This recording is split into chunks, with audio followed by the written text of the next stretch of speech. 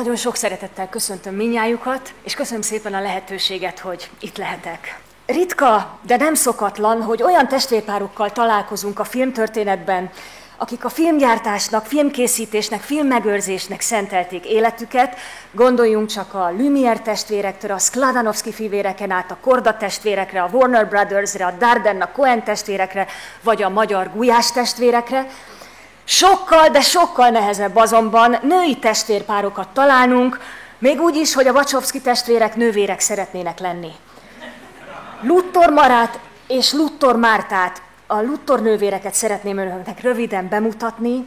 Egy ilyen ritka, magyar viszonylatban egyedülálló testvérpárt, amelynek egyik tagja az idén éppen 100 éve született Luttor Mara, az első magyar filmrendezőnők egyike, furcsa kacskaringók és rendezések nyomán legendás magyar filmek, legendás rendezőasszisztense, a páros másik tagja pedig Luttor Márta, aki a Magyar Filmarchívum gyűjteményezési módszertanának kidolgozója, pótolhatatlan filmográfiák szenvedélyes és fegyelmezett adatgyűjtő szerkesztője volt, és akiről több mint 25 évnyi archívumi munka után az archívumban egyetlen egy fotónk sincs.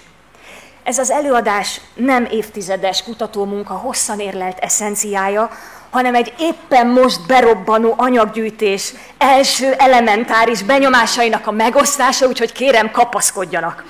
De muszáj egy rövid kitérőt tennünk, ki is volt az első magyar filmrendezőnő. Ez ügyben remekül állunk, minimum 5 nőről mondhatjuk, vagy mondták, helyesen vagy tévesen, hogy az első magyar női filmrendező. Egy biztos, a figyelmünket mindannyian megérdemlik. Balogh Béláné Kornai Margit már a némafilmkorszakban férjével Balogh Bélával alkotói közösségben több mint 40 némafilmet készített, amiben Baloghné döntően producer, gyártásvezetőként és dramaturgként vette ki részét, de munkatársai és a sajtó többször őt magát is kiváló rendezőnek nevezik. Balázs Mária 1936-ban készíti a Pókháló című filmet. Ő olyan szenvedélyes műkedvelő volt, akinek volt pénze, hogy filmet készítsen, egy rózsaszín és szentimentális történetet, ahol olyan felkavaró mondatokkal találkozunk, hogy a természet a férfit a nő táplálására rendelte, mint a pókoknál a nő megeszi a férfit. A film nőképe ennek ellenére rendkívül konzervatív, ártatlan lányokkal, züllött színésznőkkel találkozunk, a tudós nők pedig mindig csúnyák és irigyek. Nem csak az alkotás, hanem a rendezőnő is sajnos hirtelen és hamar feledésbe merült, noha második filmet is tervezett, további sorsa sajnos ismeretlen, róla sem rendelkezünk fotóval. Simonyi Margit Korné Lia bölcsész végzettséggel, berlini ösztöndíjjal tanulmányozta a 30-as években a német oktatófilmgyártást, majd a Babelsbergi Filmakadémián filmgazdasági tanulmányokat folytatott, és 1939-től a magyar filmirodában a magyar kultúrfilm, tehát a magyar ismeretterjesztő rövidfilm egyik megteremtője.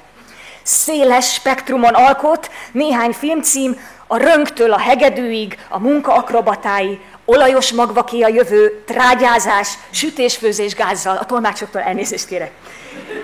Zsindeiné Tüdős Klára, akit a Magyar Film című szaklap 1943-ban nevez első magyar filmrendezőnőnek, tévesen. Az Operaház jelmeztervezője, a Pántlika Divatszalon ruhatervező tulajdonosa, Zsindei Ferenc kereskedelmi és közlekedésügyi miniszter felesége 43-ban rendezi meg saját forgatókönyvéből a Fény és Árnyék című filmet, kedvtelésből és elhivatottságból. És bár még több filmes terve is van, a háború után kitelepítették, majd elsősorban az Országos Református Nőszövetség megszervezésével foglalkozik. Luttor Mara pedig az első filmrendező diplomát szerzett nő, aki valóban játékfilmet is rendezett.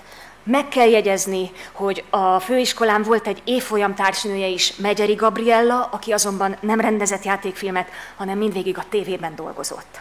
Luttor Mara születési nevén Mária 1923-ban született, apja Luttor Ignác iparművész rajztanár, a 30-as években minden elemiskolában tanított zsinórírás kidolgozója. Egyik nagybátyja Luttor Ferenc, katolikus pap, a római székhelyű Magyar Papi Továbbképzés Centrumának számító Pápai Magyar Intézet alapító rektora, az istentelen bolsevizmus kérlelhetetlen ellenfele, a második világháború végén az egyetlen Rómában maradt magyar diplomata, akit állítólag Horthy is ismert és elismert. 1945 után Luttor Mara számára ez nagyon súlyos örökségnek bizonyult. Luttor Mara 44-ben a főiskolán színészdiplomát szerzett, de már ekkor nagyon vonzza a film, sokszor megy ki a filmgyárba nézelődni, ahol világosító, segédmunkás, aztán a fotolaborba kerül, sokszor találkozik azonban ezzel a kérdéssel, mit akar maga nőlétére itt?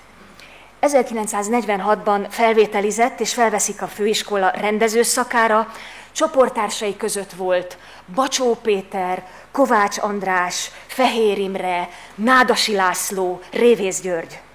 1948-ban ő is részt vesz a Valahol Európában készítésében a többi főiskolással együtt, ugyanettől az évtől kezdve naplóvezető, ügyelő, másodasszisztens, mindent elvállal, hibbant csajnak tartják, akinek mániája a film.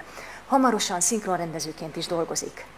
1949 végén a Magyar Filmgyártó Vállalatnál bemószerolják, és idegennek, a fennálló rendszer ellenségének, kapitalistának bélyegzik, és bár az ellene felhozott vádak primitívek, mert azt mondják, hogy Amerika majmoló, laza ingekbe jár, és templomba jár, ami ellen úgy védekezik, hogy nem járok, de ha járnék, ezt nekem a magyar alkotmány biztosítja, a háttérben minden bizonnyal ott van nagybátyja súlyos és hosszú árnyéka is. Ennek nyomán a következő 2 évben a szerelőipari szigetelő vállalatnál mázoló szakmunkás, laktanyákban, iskolákban szigetel és mázol, életre szóló érményt szerez a munkások között. 2 évvel később megkövetik, elismerik ártatlanságát, visszahívják, ő azonban inkább a Szolnoki Színházba megy, és színházi rendezőként dolgozik 2 évig, utána tér vissza a Magyar Szinkronfilmgyártó Vállalathoz, ahol szovjet és kelet-német filmek szinkronrendezője, de néhány kisfilmet is készít, mégpedig remekbe szabott, humoros, apró kis mesterműveket, amelyek jóval túlmutatnak azon, amiről szólniuk kéne, például exportra szánt Ikarus autóbuszokról, vagy Édesanyáknak címmel a női egyenjogúságról, nőkről, akik férfi módja állják meg a helyüket a munkában, forgat filmet. 1959-ben kezd rendezőasszisztensként dolgozni, és ekkor lesz Koza Dezső szintén rendezőasszisztens felesége, bár sokan udvarolnak neki a ma már említett Dósai Istvántól kezdve Határgyőzőig. Jó párszor próbálkozik játékfilm tervek beadásával, erről keserűen így írt. 4 forgatókönyvemet úgy rúgták ki minden stúdiótól, hogy csak úgy nyekkentem. Általános megállapításuk volt, minek kotorászom folyton a rémes életek alján. Emellett minden bizonnyal közrejátszik az is, hogy nem volt kifogástalan hátterű személy, nem volt mentora, nem volt, aki mellette állt volna. Így tehát rendezőasszisztensként, rendezői munkatársként dolgozik. 1974-ben készül el egyetlen játékfilmje, a Jelbeszéd. A forgatókönyvet Máriási Judit írta, mint egy terápiás munkaként, egy kórházi történetbe ágyazva próbálta meg feldolgozni 10 éves kislányának súlyos betegségben való elvesztését. Máriáséknak ikergyermekeik voltak, és a kislányuk halt meg, de már a forgatókönyv megírásakor egyértelművé válik, hogy a filmet Máriási Félix képtelen lesz megrendezni saját gyermeke haláláról. Ekkor került a képbe Luttor Mara, aki a házaspár iránti szeretetből és megbecsülésből vállalta fel a filmet, amit valójában senki nem akart megrendezni. Idézem, a filmet Hommage à Máriási csináltam meg, nem az én filmem, az övék. Magamtól soha efféle filmet eszemben nem jutott csinálni. Egyetlen törekvésünk volt Morell Mihállyal, a vágóval, ennek a házaspárnak borzasztó tragédiáját méltóan és tisztelettel hozzuk létre, úgy, hogy aki nézi, velük tudjon érezni. Ne legyen benne hamis, szentimentális könyvfakasztás. Talán ez sikerült. 76 és 78 között a magyar televízióban dokumentumfilmeket készít, gyesen lévő kismamákról, 1977-ben Lányok egyedül címmel, innen kölcsönöztem az előadás címét, női munkásszállók lakóiról készít igazi, szívszaggató szociográfiát, a vidékről Budapestre felkerült fiatal nők álmairól és a döbbenetes valóságról, magányról, hogy mit is jelent az a küzdelem, hogy egyedül a magam erejéből. Elképesztő empátiája, rendezői érzékenysége és fogékonysága itt is nagyon erőteljesen megmutatkozik. 78-ban készül el a Férfi élet, munkásszálláson lakó vasgyári munkásokról, és arról, hogy mit lehet csinálni egy olyan munkásszállón, ahol 1200 emberre jut 3 tévé, ahol nincsen semmilyen személyes tér, és igazából munka után csak inni lehet. Ezek után azonban megcsömörlik a tévés munkától, a szervezetlenség, lendetlenség és hányavetiség kibírhatatlan volt, írja. 1959-től kezdve, ahogy már említettem, folyamatosan dolgozik rendezőasszisztensként, 78-tól a filmgyári rendezőasszisztensek csoportvezetője, a 70-es évek második felében a Színház és Filmművészeti Főiskolán tanársegédként asszisztenciát tanít. Aki egyszer vele dolgozik, általában legközelebb is vele szeretne, mert oszlopos, erős, empatikus, hozzáértő, tapasztalt, széles horizontú, művelt, beleérző segítő, aki mindenkivel szót ért és humorral tud nehéz helyzeteket is kezelni. Kell valakiről ennél többet mondani? De azért még mondok.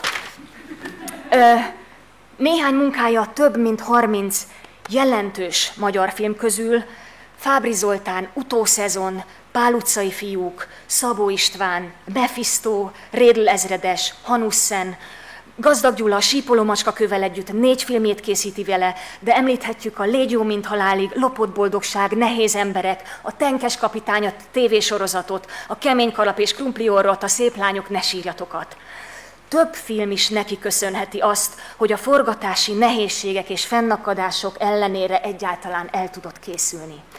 Mátis Lilla filmrendező, Luttor Mara egykori munkatárs és jó barátja így fogalmazott: szakmai felkészültsége, tudása, alázata, határozottsága olyan légkört, olyan megalapozott, megágyazott, szakmailag jól kezelt napokat, helyzeteket tudott megteremteni, amelyben egy rendezőnek tényleg szárnyakat adhatott ahhoz, hogy az álmát megvalósítsa. Nagyon nagy segítséget jelent egy ilyen erős és empatikus, hozzáértő, tehát nem csak rendet teremtő, hanem beleérző, vele együttérző, gondolkodó és érző rendezői munkatárs egy filmnek, és a legtehetségesebb rendezőnek is. 1979-ben jelenik meg a Fogjuk meg és vigyük, ezt mindig vigyétekként halljuk, döbbenetesen alapos, precíz kis KT a rendezőasszisztensi munkáról, humorral, rengeteg saját élménnyel tüzdelve, pontos és élvezetes kis kézikönyv 220 oldalon. Alaptézise az, hogy aki a filmkészítéssel foglalkozik, az csak homo ludens, játékos ember lehet. Nyugdíjba vonulása után és férje Koza Dezső halála után a 90-es években kiterjedt levelezést folytat, zenét hallgat, verseket olvas, de élete utolsó éveiben mérlegre teszi életét, és ez sok lelki küzdelmet hoz magával. Élete szerelme 1956-ban disszidált és unszolta Marát, de ő nem ment vele, és ez egész életében a mélyben izzott, amely férje halála után elementáris erővel tört fel. Egyenes, tisztességes, igazi segítő lélek volt, akitől csak hallottam, mindenki a legnagyobb szeretettel és hálás szívvel emlékezett meg, és bár saját gyermeke nem volt, lelki-szellemi gyermekei azonban 4-en is voltak, de rengeteg emberhez fűzte meleg, nagylelkű baráti kapcsolat. Egész életem narkotikuma a munkám volt, a hivatásom, ahova szolgáltam. Csak ezzel lehetett kibírni. Luttor Márta 1929-ben született, és rendkívül szoros, szinte ikertestvéri viszony és szeretet fűzte a nővéréhez, egymásnak legjobb barátai, bizalmasai voltak egész életükben. Életrajzával kapcsolatban jelenleg kevés adattal rendelkezünk, de azt tudjuk, hogy könyvtáros végzettséget szerzett. A Filmarchívum egyik alapító atya, Lajta Andor, 1 évvel az archívum megalapítása után 58-ban rettenetesen megkeseredve az anarchia és hozzá nem értés miatt nyugdíjba vonult. Márta 1960-ban került a Filmarchívumba, hogy pontosan hogyan, azt jelenleg még nem tudjuk. Ne feledjük, a Filmarchívumban ekkor csak a legmegbízhatóbb káderek kerülhettek. 1959-től Berkesi András író, egykori AVH tiszt volt az igazgató. És hogy mi mindent köszönhetünk Luttor Mártának. Kezdetben elsősorban a filmek műszaki adatait vezették nyilvántartásokban, ő kezdte el szorgalmazni emellett a filmek tartalmi adatainak szabványosított leírását és gyűjtését. Ő dolgozta ki az archívumi gyűjteményi munka módszertanát, különös tekintettel a dokumentum- és híradófilmekre. Egyik legkomolyabb és leginnovatívabb munkája a Schnitt katalógus, vagy más néven képsorkatalógus rendszerének kidolgozása volt, melyet több külföldi archívum is csodálva irigyelt akkoriban. A könyvtári ETO rendszer, tehát a 10-es osztályozást némileg átdolgozva, egy hatalmas kötött kulcsszókészletet hozott létre, amivel a híradó és a dokumentumfilmek ismeretterjesztő sport- és propagandafilmek képsorait le lehetett írni, és rendszerbe lehetett szervezni. Egy-egy képsorról, filmrészletről tartalma szerint több mutató karton is készült, ki, hol, mikor, mit, miről, stb. Ezeket egymás mellé helyezték ebben a cédula rendszerben, és pillanatokon belül így meg lehetett mondani, hogy mely filmekben esik szó a juhászatról, a cipőfelsőrész készítésről, vagy éppen Fábry Zoltánról. A Schnitt katalógus építése egyébként a 2000-es évek elejéig folytatódott, aztán leállt, jelenleg 202 000 cédulát tartalmaz, amely teljes terjedelmében megtalálható a Hungarikana weboldalon. De Mártának köszönhetjük a dossziék rendszerét is, filmes dossziék rendszerét, játékfilmek, híradó és egyéb kisfilmek dokumentációjának elhelyezésére, dosszié szisztémát hozott létre, amelyben egy adott filmmel kapcsolatos összes dokumentáció, tartalmi leírás, ismertetők, dialóglisták, sajtókivágatók, apró nyomtatványok, fesztivál szereplések kerültek, tehát egy-egy filmhez. Közel 30 000 ilyen dossziénk van, amely mindmáig nélkülözhetetlen a kutatás és a munkavégzés folyamán. Diák munkatársainkkal napi rendszerességgel húzzuk, vonjuk, keressük, kutatjuk, transportáljuk ezeket a dossziékat. Luttor Márta ezen kívül rendkívül nagy jelentőséggel és fontossággal bíró kiadványsorozatok alapító szerkesztője volt, majdnem 40 cím kötődik a nevéhez, kézirat és könyvszerkesztés. Ilyen például a filmográfiai közlemények, ami 68-tól jelent meg, az 1965-ös év filmtermésének, mozikban bemutatott külföldi filmek adatainak részletes bemutatásával. Vagy ilyen volt a magyar filmográfia vaskos kötetei, ami 73-tól megjelenő sorozat volt, műfajok és korszakok szerint csoportosítva híradófilmek, rövidfilmek, játékfilmek adatai, sajtó megjelenései kerültek egy-egy kötetbe. És nem utolsó sorban pedig az 1979-től megjelenő filmévkönyv, amelyet 86-ig ő szerkesztett. Ez egy filmes adattár az előző év játék- és dokumentumfilm terméséről, statisztikákról, filmes eseményekről, szervezetek adatairól. 2009-ig jelent meg, érdemes lenne újraindítani. Luttor Márta a FIAF katalogizáló bizottságának is tagja volt 69 és 85 között. Ez egy szűkkörű nemzetközi szakértőbizottság mindmáig, ahol elsősorban a 70-es években filmarchívumi szabványok kidolgozásával foglalkoztak, és egy kézikönyvet is készített ez a bizottság. Mindazokat az újszerű dolgokat, amiket itt a bizottságban meghánytak, vetettek, Márta rögtön igyekezett átültetni, és számos kézikönyvet, tanulmányt angolból ő maga is lefordított. Végezetül néhány mondat még. Nehéz eligazodni abban, hogy Luttor Márta utolsó néhány éve az archívumban hogyan is zajlott. Luttor Márta érezve, hogy háttérbe szorul, hogy hiába vezető, nincs elégséges hatásköre, nem követelhet, saját kérésére 1986 márciusának végén nyugdíjba vonult, utódja Varga János lett. Egykori kollégái úgy emlékeztek rá, mint aki mindent tud, biztos oszlop, mindig lehet tőle kérdezni, fegyelmezett, aszketikus alkat, szerény, alapos, elmélyült, de nagyvonalú urinő is egyben. Sokan tényleg tőle tanulták meg a szakmát és az archiválást, többek elmondása szerint pótolni őt nem lehetett. S távozásával együtt, idézem, a precíz, következetes, aprólékos munka az archívumban háttérbe szorult. Márta fegyelmezett munkaszeretete eltűnt, s a semmibe hullott. Nem sokkal nyugdíjba vonulása után elhunyt Luttor Márta, a filmvilágban jelent meg egy emlékező cikk róla, amely az archívum dokumentációs gyűjteményébe már úgy került be, ahogy a fotón látszik. A cikk hirtelen félbeszakadt, a második fele sajnos véletlenül lemaradt, nem lett lefűzve. Luttor Márta sok százezer adat gyűjtője, rendszerezője, publikálója, ilyen váratlanul és hirtelen ment el az archívumból, de az életből is, rövid idő leforgása alatt súlyos betegségben halt meg. Bár az előadás csak egy kis töredékét tudja jelenleg ennek a két gazdag, másokat szolgáló, segítő és hihetetlenül szenvedélyes életnek felcsillantani, annál több embernek tartozom hálával és köszönettel, hogy segítette ezt az adatgyűjtő munkát.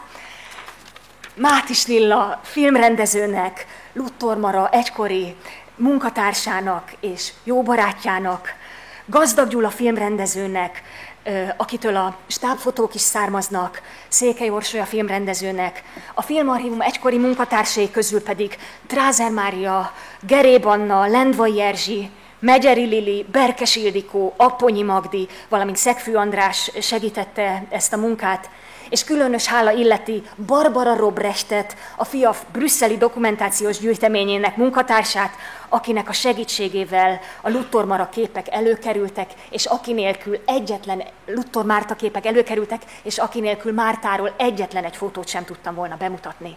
Nagyon szépen köszönöm nekik és önöknek is a figyelmet és a türelmet.